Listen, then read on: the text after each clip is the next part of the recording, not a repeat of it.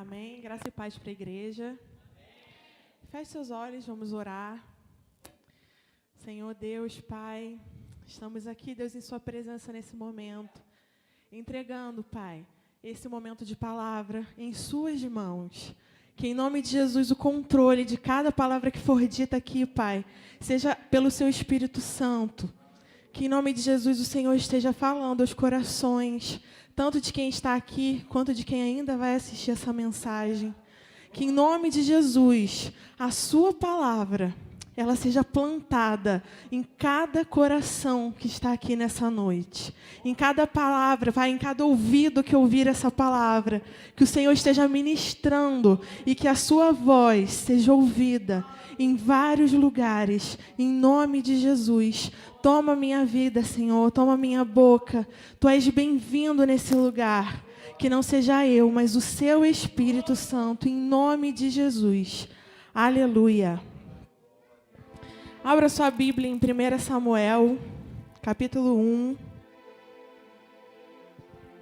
Muito bom vê-los aqui. Hoje é dia das mães e nós vamos falar de uma mãe muito corajosa. Alguns só conhecem a Ana amargurada, mas eu vou falar sobre a Ana corajosa. 1 Samuel capítulo 1.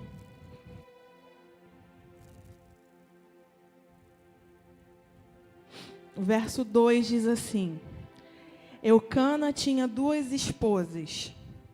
A primeira se chamava Ana e a segunda Penina. Penina tinha filhos. Ana, porém, não os tinha. Penina tinha filhos. Ana, não. Ana era a primeira esposa. Sabemos que culturalmente, naquela época, as pessoas tinham mais de uma esposa. Não era o propósito de Deus, nunca foi. O propósito de Deus nunca foi a poligamia. Deus criou a família. Tanto que quando nós vemos pessoas que tinham mais de uma esposa na Bíblia, somente uma das esposas era abençoada. Um dos filhos, nunca as 2 famílias.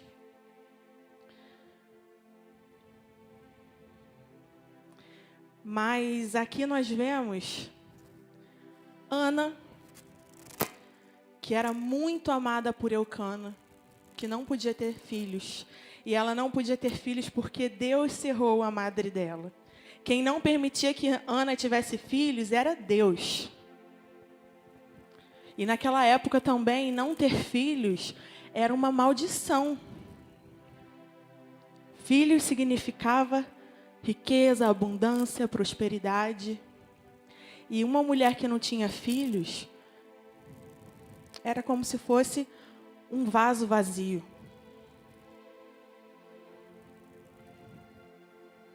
E Ana se sentia exatamente assim. Um vaso vazio e inútil. Como se ela não pudesse nada. Para Ana, não ter filho era mais importante do que qualquer outra coisa. Era a única coisa que importava.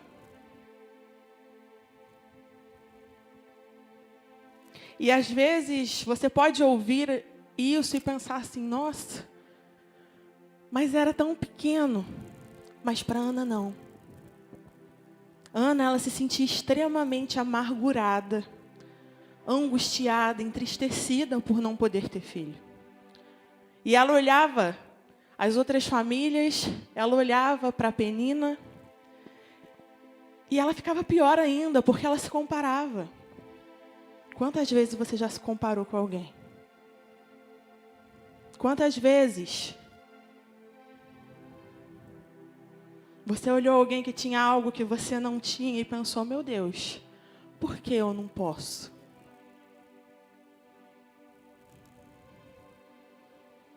E além de tudo, meus irmãos, Penina, ela era uma endemoniada, porque aquela mulher não estava sozinha. Ela não deixava a Ana em paz. Ela não era apaziguadora, ela era a tentação. Como se não bastasse a insatisfação de Ana, Penina ainda espizinhava com ela. Ela falava: eu tenho, você não tem. Eu tenho, você não tem.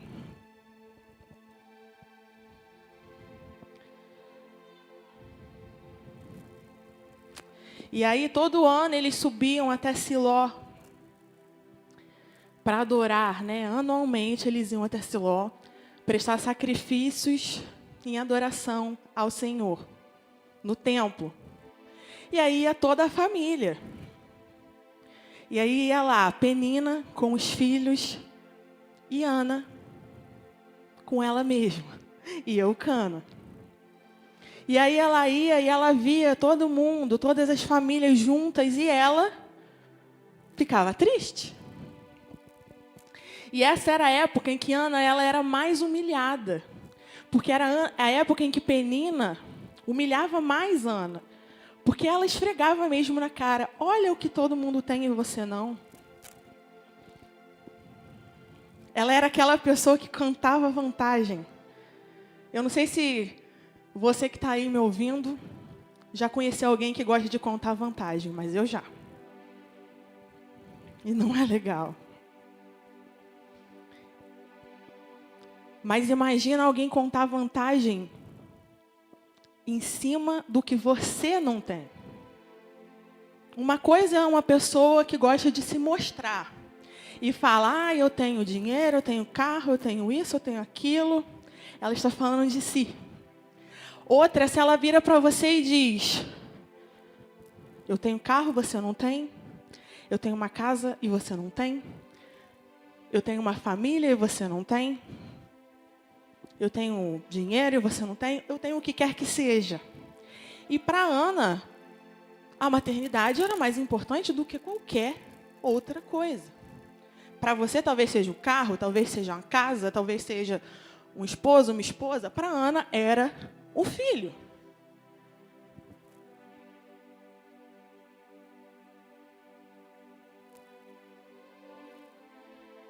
E aí, Eucana, ele fazia lá o sacrifício do cordeiro e dava uma porção para cada filho. Para Penina, mas para Ana ele dava uma porção dobrada, porque ele a amava muito. E era como se Eucana quisesse compensar um pouco Ana, sabe? Daquela tristeza. Mas aquilo não adiantava. Ana continuava amargurada e aflita. E Eucana falava para ela: Ana, por que você não come? Por que você está tão triste?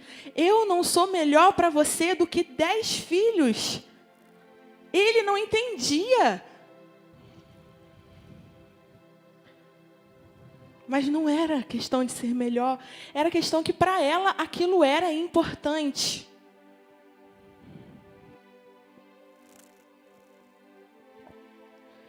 E aí, certa vez, depois de comer e beber em Siló, Ana se levanta e, muito angustiada, ela vai ao templo, onde ela chorava sem parar enquanto orava ao Senhor.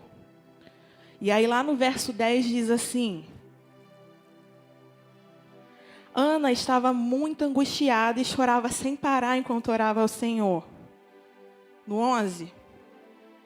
Então ela fez o seguinte voto: ó Senhor dos exércitos, se olhares com atenção para o sofrimento de tua serva, se responderes à minha oração e me deres um filho, eu o dedicarei para sempre ao Senhor, e o cabelo dele nunca será cortado. E aí o profeta Eli, ele era sacerdote do templo, e ele estava lá na porta do templo observando Ana, e ela estava muito alterada, né? Chorando desesperadamente. E ele ali num momento de, eu acredito que um pouco de falta de sensibilidade do Espírito Santo sobre a vida dele, ele pensou que Ana estava bêbada. E aí ele a repreende, no verso 14, diz assim: até quando vai se embriagar? Larga esse vinho.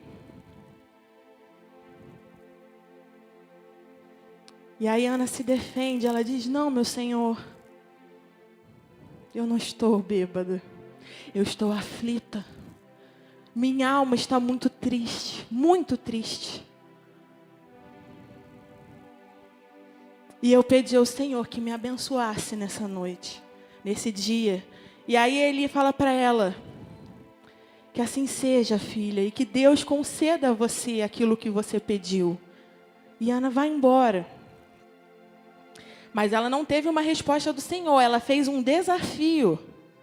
Ela foi corajosa em desafiar ao Senhor.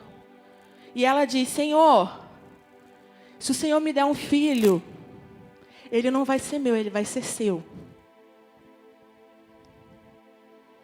Não era uma troca ou uma permuta, porque ela estava dizendo para o Senhor: o Senhor vai me dar temporariamente, porque ele vai ser seu, eu vou devolver para você. E aí, enquanto muitas mães, quando pedem um filho, pensam: como vai ser o quartinho? Qual vai ser o sexo? Que roupa vai usar? A Ana estava dizendo: é seu, Senhor, não é meu. Se o Senhor me der, ele vai ser seu. E eu acho que Deus, naquele momento, deve ter olhado para ela e falado: você é corajosa. Que coragem, porque a Ana não sabia se por acaso Deus a desse um filho, se ela teria outro filho. E mesmo assim, ela estava dizendo que ela daria o filho de volta para Deus. Ela poderia só ter Samuel. Deus poderia dar um filho apenas para ela e ela nunca mais ter filhos. Ou seja, ela não teria, porque o filho não era dela.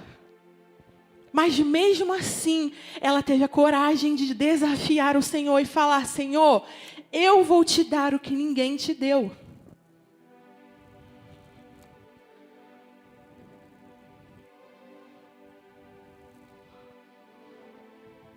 E quando você dá para Deus o que ninguém deu, Ele dá a você o que ninguém te dá. E Ele fez isso com Ana. Ele falou: eu vou ver se você vai cumprir a sua promessa. Você me prometeu algo que ninguém me prometeu. Ninguém me falou que ia me devolver algo. Então eu vou te dar. E Ana engravida. Lá no verso 20 diz assim: no devido tempo, Ana engravidou e teve um filho. Ela lhe deu o nome de Samuel e disse: eu o pedir ao Senhor. Para todos, meus irmãos, era só mais uma criança. Para a parteira era só mais um parto. Para Eucana também era um filho, ok, mas era só mais uma criança.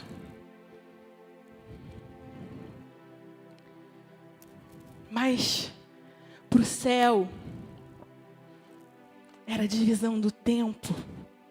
Era o início de uma ação do Senhor através da coragem de Ana. Deus olhou e falou: não, não é só mais um filho. Este é aquele que vai alegrar o meu coração. Este é aquele que vai ser o que ninguém foi.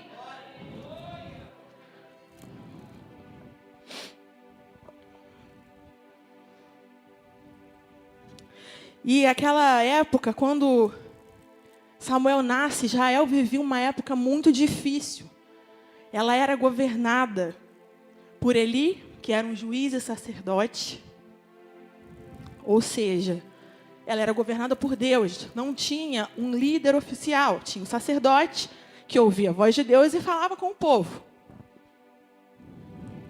Só que Eli estava ficando velho. E cada vez mais os seus dois filhos, Ofni e Finéias, eles estavam assumindo os cargos do pai dentro do templo. O problema é que eles não eram bons. Eles eram desonestos, corruptos. E eles envergonhavam a Deus. E aquelas atitudes que eles dois tinham estavam influenciando as outras pessoas.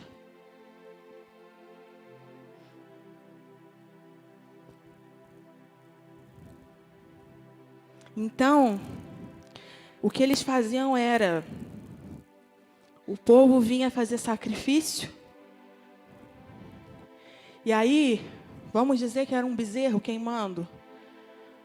Quando o bezerro queimava, eles ofereciam a Deus, davam uma porção para a família, como Eucana fez ali com a família, e eles roubavam do sacrifício, eles colocavam o garfo lá e diziam, não, dê para o Senhor.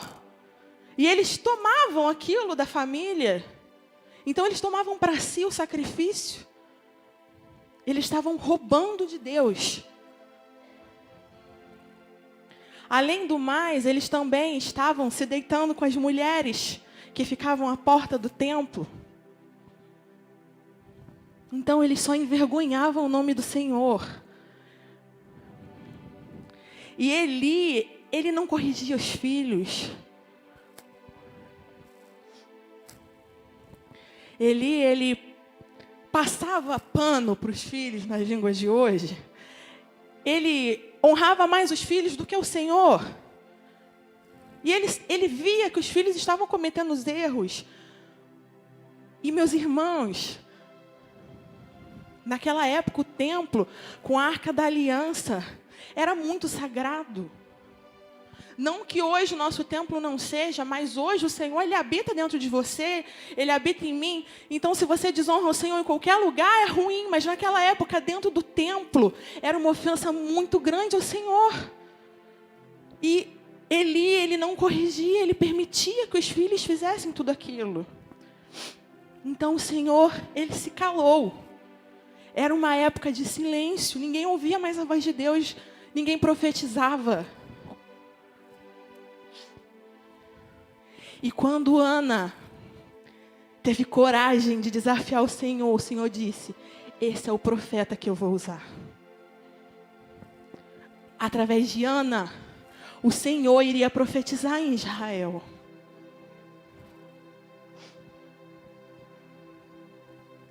Imagina, uma época de silêncio. As pessoas só iam ao templo uma vez ao ano. Elas não tinham liberdade de entrar na presença do Senhor como nós temos hoje. Deus não falava mais com ninguém. Imagina, como se não houvesse mais a presença de Deus naquele lugar. E os israelitas, eles tinham uma dificuldade de obediência muito grande. Nós vemos isso na história. Os israelitas, eles sempre se aquietavam, cobravam a Deus, faziam ídolos. Era muito difícil governar aquele povo. E com Deus calado. Devia estar o verdadeiro caos. Então, 1 Samuel 2,12 diz assim: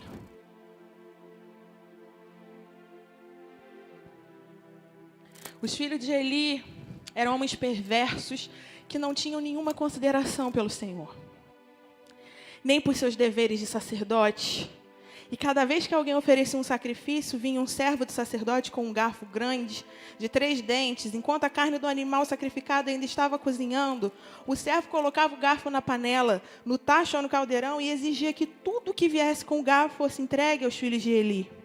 Assim eles tratavam todos os israelitas que iam adorar em Siló. Verso 17.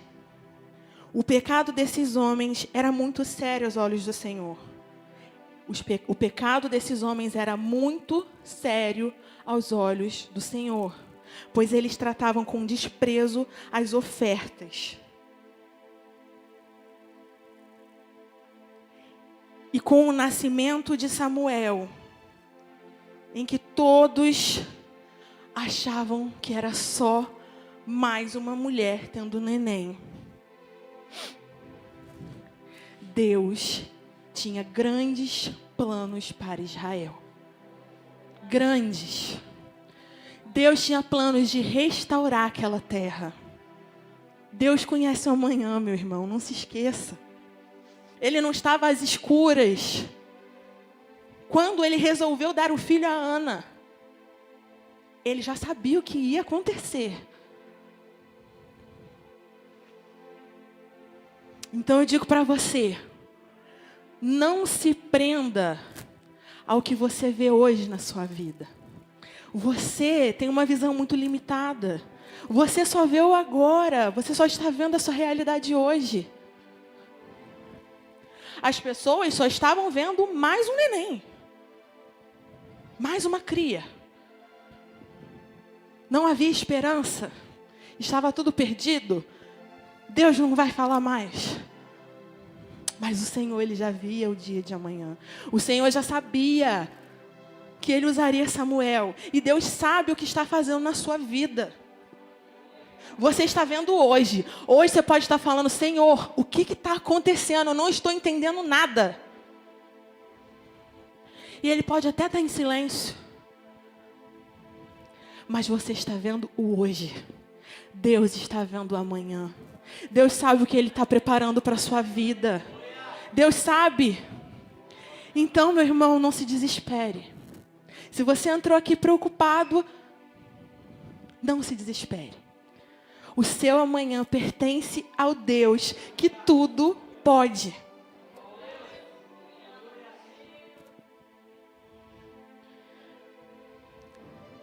Ana desafiou a realidade dela, certo? Ela desafiou. Ela teve coragem de se levantar e ir ao templo e falar, Senhor, é o seguinte. Faz por mim. E eu vou ter coragem. E eu vou desafiar a minha vontade. Porque com certeza a vontade dela era ficar com o filho para ela. Mas ela estava desafiando, ela estava confiando.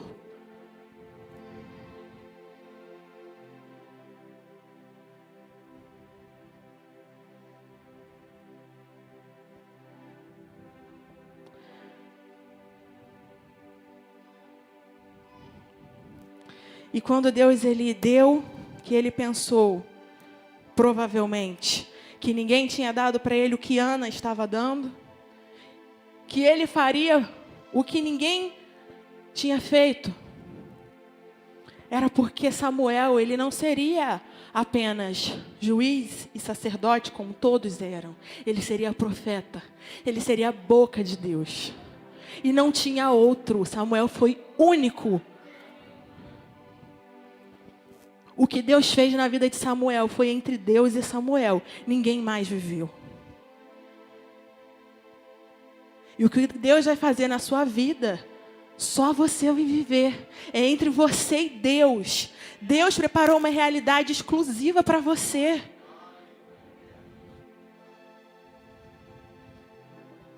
E aí, nasce um menino.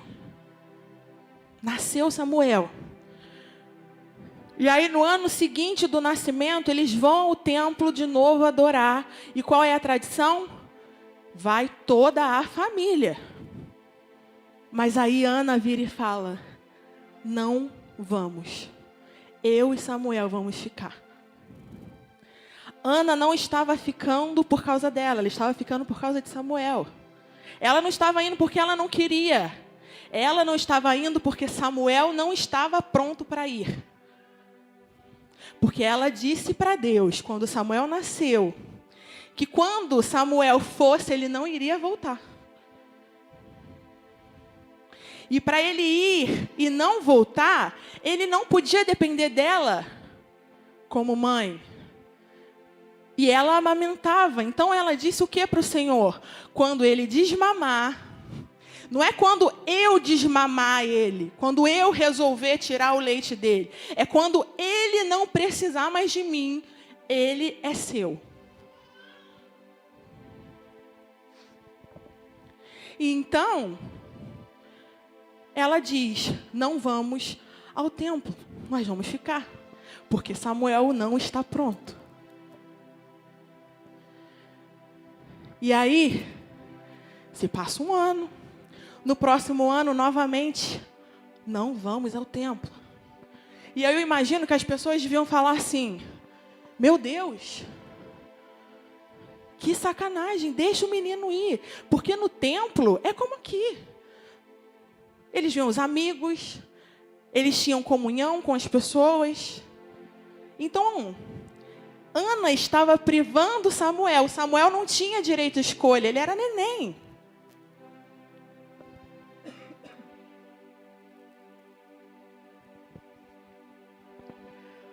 Então, quem escolhia pelo neném era a mãe. Você é um neném para Deus. Você não tem escolha às vezes. Às vezes, você vai ser privado de coisas que você não escolheu. Às vezes, você vai passar por coisas que você não podia escolher. Mas quem está decidindo por você, meu irmão, é Deus. Porque a Ana na sua vida é o Senhor. É o Senhor que vai dizer, você só vai quando você estiver pronto. Sabe por que você ainda não viveu? Porque você não está pronto.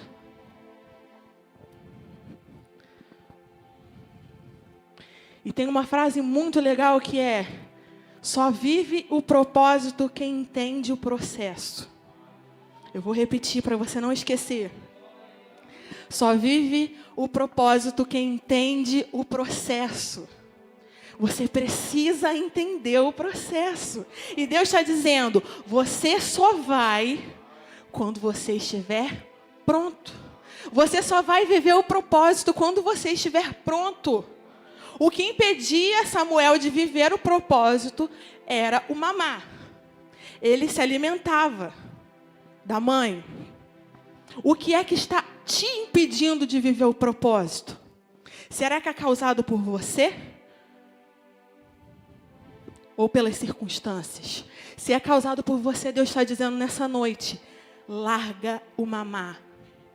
Larga, você quer viver o propósito? Deixa de lado tudo que está te atrapalhando, porque você só vai quando você estiver pronto. Você está mamando ainda, meu irmão? É a hora de parar. Você quer viver o propósito? Tem que desmamar, senão você não vai.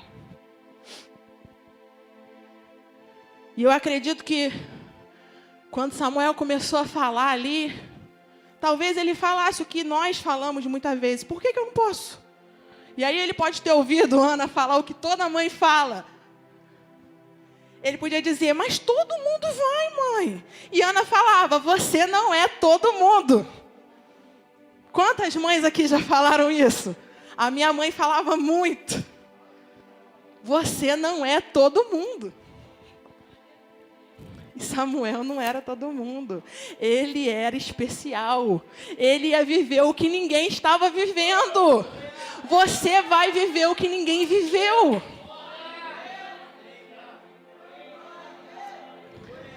Então você não vai fazer o que todo mundo faz. Você vai fazer aquilo que você vai fazer. Aquilo que o Senhor preparou para você. É isso que você vai viver. Se o seu amigo lá do trabalho está vivendo algo extraordinário, você vai viver algo maior. Porque o que Deus tem para você é seu.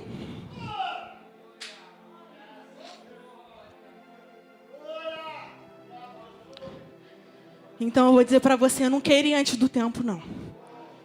Se o que está te prendendo onde você está hoje são as circunstâncias, não depende de você, não queira ir antes da hora. Não fique teimando com o Senhor, eu quero ir. Não, diga, Senhor, eu quero aprender o que esse processo tem para me ensinar. E aí sim, quando eu estiver pronto, o Senhor vai me mandar. E se depender de você, é a hora de se libertar. Hoje é o dia. Não deixa passar de hoje, não. Não continue cobrando do Senhor aquilo que depende de você. Muitas vezes a gente cobra do Senhor, mas está dependendo da nossa atitude.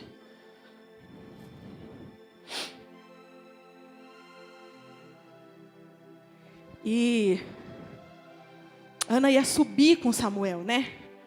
Então, ela prendeu Samuel lá embaixo. Ela disse, daqui você não sai, daqui ninguém te tira. E se teimar, eu tranco a porta, tu não sai. Claro que ele não era muito grande, porque não é possível estar mamando com, né, muita idade. Mas, talvez ele já falasse, ainda mamasse.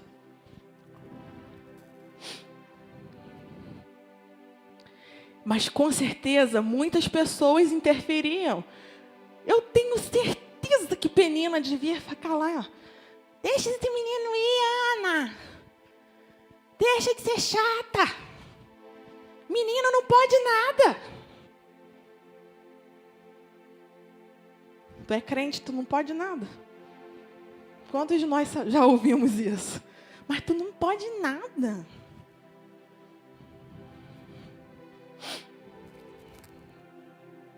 E infelizmente, meu irmão, muitos de nós vivemos uma vida inteira dentro da igreja e nunca experimentamos o que o Senhor tem para nós.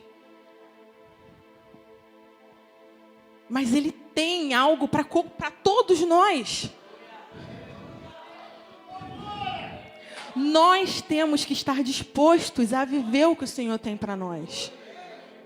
Você tem que aceitar o que o Senhor está colocando na sua vida. Porque se Ele está permitindo que você passe pelo que você está passando, é porque Ele sabe. Deus não é doido, não. Deus não deixa nada acontecer com você por acaso. Ops, passou. Não. Se você está vivendo, é porque Ele sabia que era necessário. O tempo de privação para Samuel era necessário. Porque se não fosse, Deus tinha falado para Ana, deixa esse menino ir. Eu quero ele agora. Deus podia dizer, que mamar o quê? Eu quero ele agora. Eu não mamei, estou vivo. Deus podia falar, mas Deus sabia que o tempo que Ana estabeleceu era necessário para Samuel. E Ele sabe o tempo que você está esperando tem preparado para você.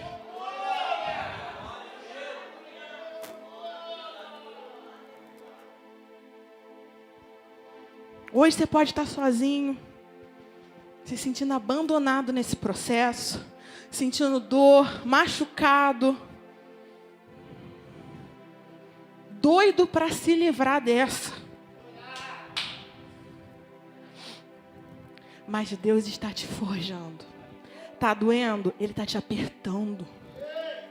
Ele está forjando ali, ó. Ele está indo ali com a mão te amassando e dizendo, aguenta. Aguenta que eu estou te preparando. Mas quando vier, vai vir grande. Porque essa luta não é à toa, não.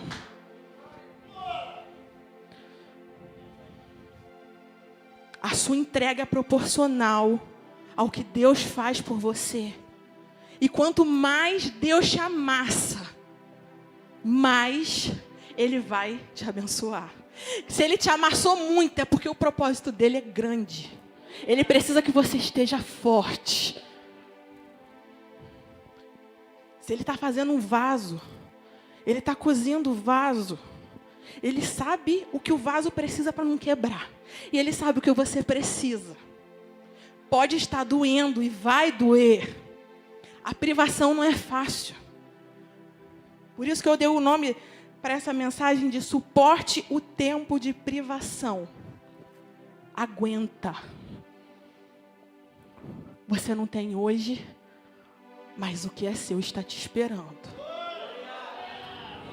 Não importa a sua idade, não. Não importa. Você pode ter 12, você pode ter 70, 80, 90, não importa. Deus não tem tempo para fazer nada na sua vida, não. Deus deu o filho para Maria, que já era velha. Quanto mais o que você está esperando. Que para Deus não é nada. Mas Ele sonhou coisas lindas para a sua vida, meu irmão.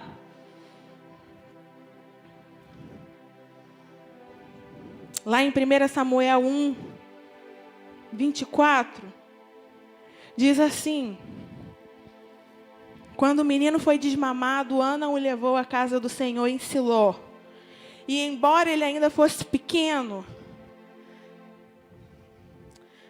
também levou um novilho de 3 anos para o sacrifício, um cesto de farinha e uma vasilha de couro cheia de vinho. Depois que sacrificaram o novilho, levaram o menino a Eli, o sacerdote. E Ana disse para Eli: com certeza o Senhor se lembra de mim. Sou a mulher que esteve aqui anos atrás orando ao Senhor.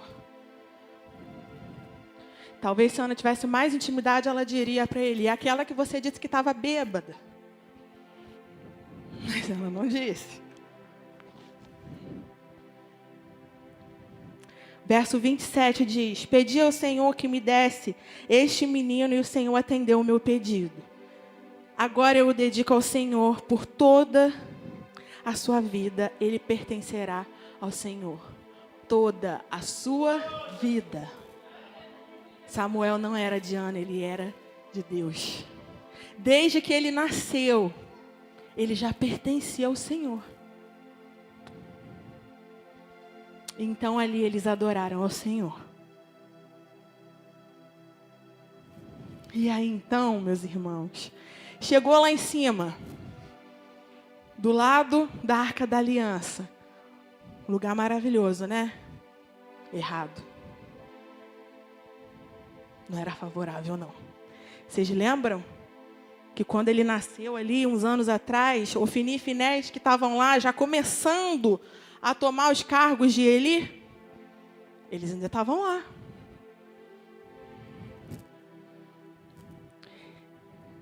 E aí é que entra o tempo de privação.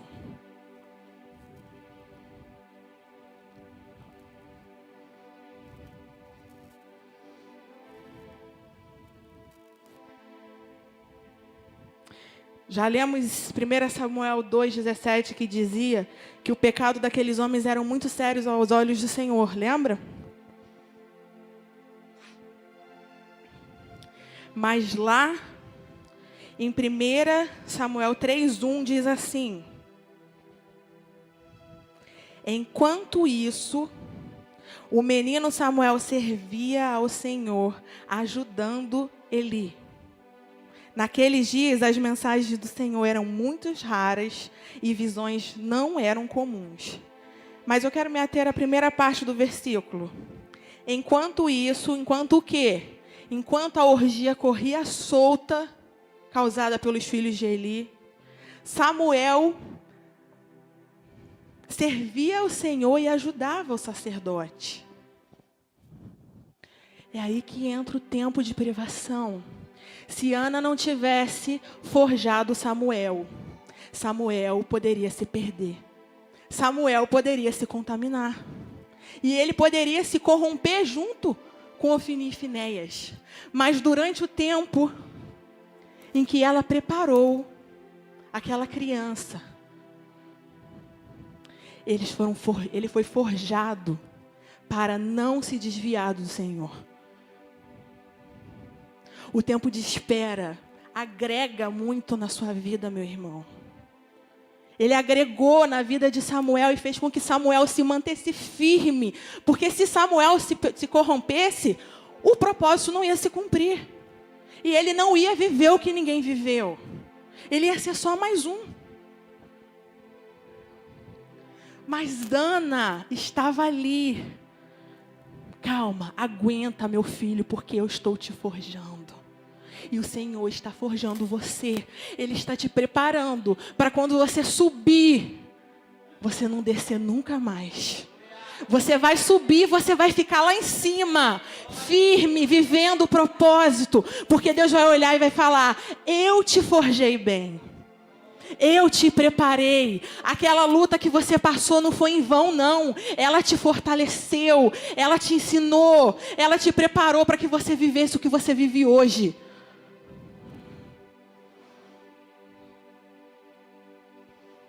E a privação que Samuel viveu preparou ele para viver o propósito de Deus. E 1 Samuel 3,19 diz assim: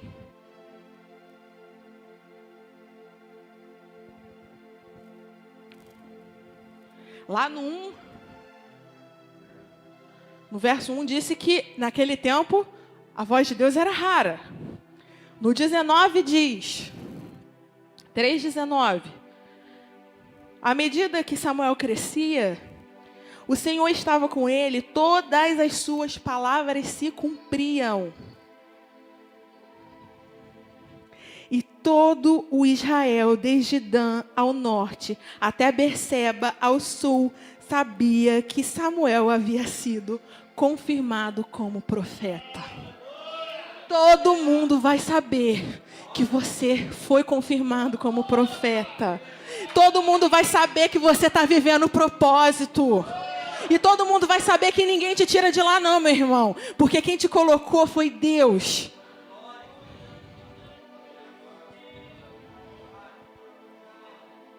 Todo Israel sabia.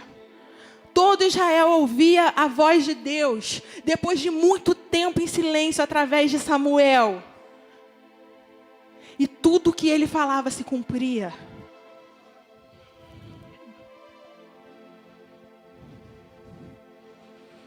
Deus está te ensinando muito nessa luta. Ele está olhando para você e dizendo: filho, você não entende. Eu sei que é difícil, mas você está vendo só um pedacinho da história. Se você pudesse ler a história de trás para frente, você ia entender. Porque o que eu fiz é muito grande. O que eu sonhei para você é muito especial. Deus tem prazer de abençoar a gente, meus irmãos. Ele tinha prazer. Quando Ana falou: Deus, me dá um filho, eu vou te devolver. Deus deve ter ficado em êxtase. Ele deve ter dito: é isso! E quando você diz: Senhor, eu estou pronta para viver o seu propósito, Ele reage dessa forma, Ele diz: yes, filho, é isso que eu espero de você, porque eu vou fazer uma coisa linda na sua história.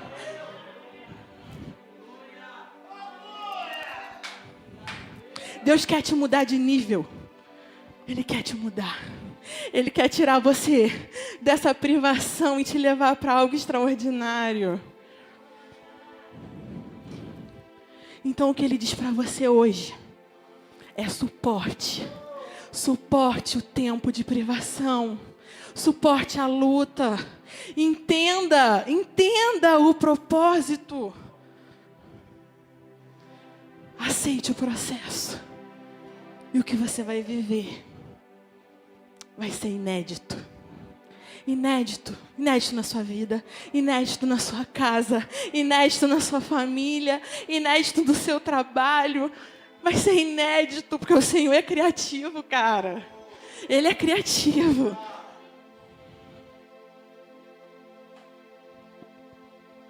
Então que você possa hoje voltar para sua casa, lembrando de Ana e falando: Senhor, eu quero ser forjado como Samuel foi. Eu vou aguentar. Só vive o propósito quem entende o processo. Entenda. Deus vai fazer, meu. Aleluia. Agradeço a minha oportunidade em nome de Jesus.